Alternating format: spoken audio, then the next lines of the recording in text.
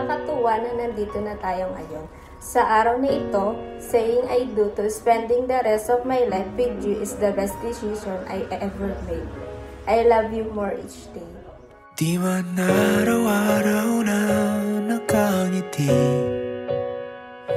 at ilang beses na rin tayong humihindi. Di na mapilang ang ating mga tampuhan, away bati natin di na malayan.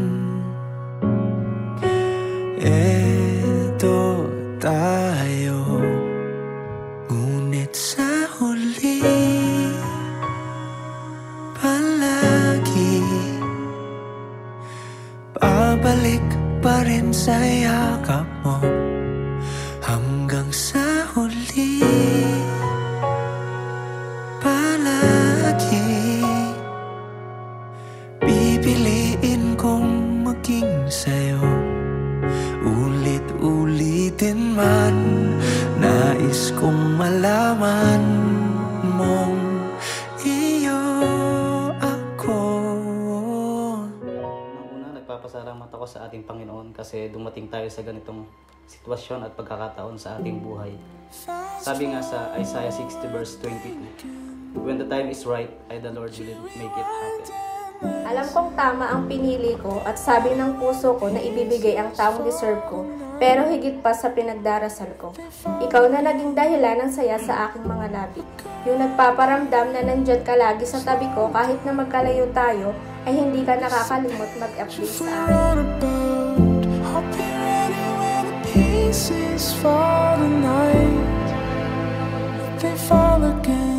It's an honor to wait here, thrown out in the wreckage, didn't want this. Sa inyong papasukin buhay, siyempre, bubuo kayo ng mga desisyon. Ang kagandahan, hindi lang isa. Dalawa kayo. Kung dalawa kayong bubuo ng desisyon, gaano bang kahirap yung bubuoy yung desisyon, paplanuhin nyo sa future, sa inyong buhay, gaano bang kahirap, magaan. Gagaan yun. Gaano bang kahirap ang kagandahan pag may katuwang, pag may kasama. Ibig sabihin, gaano bang kahirap, magiging simple, magiging magaan. Simula sa bakunahan, uwi sa kasal, sino ba namang mag-aakala na sa pagpunta ko sa vaccination area ay doon ko makikita at makikilala ang isang magandang babae na ngayon ay kasama ko sa altar at aking papakasalan. Bihira lang yung taong kagaya mo na sobra-sobrang magmahal.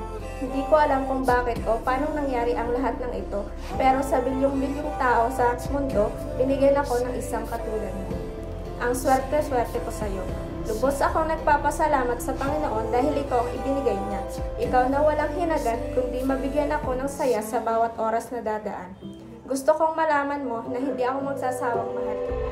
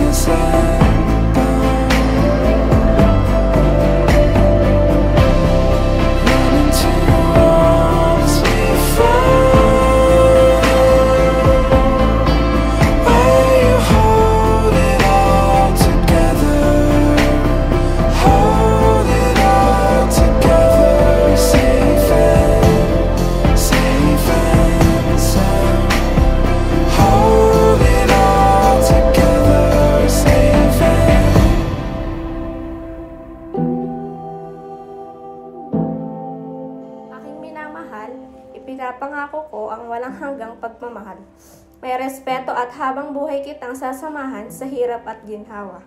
Gagawin ko ang lahat sa abot ng aking makakaya at mamahalin kita ng buong buo.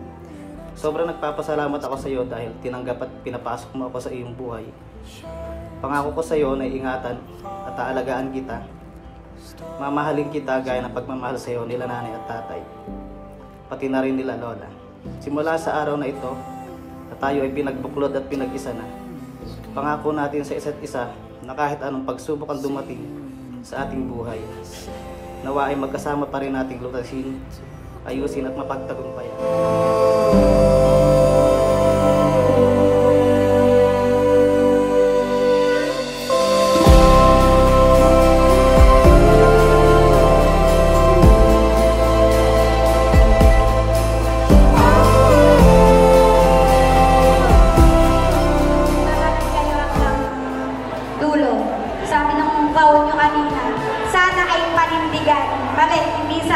Nawa ay panindigan niyo kung ano yung mga pinitawan yung salita kanina.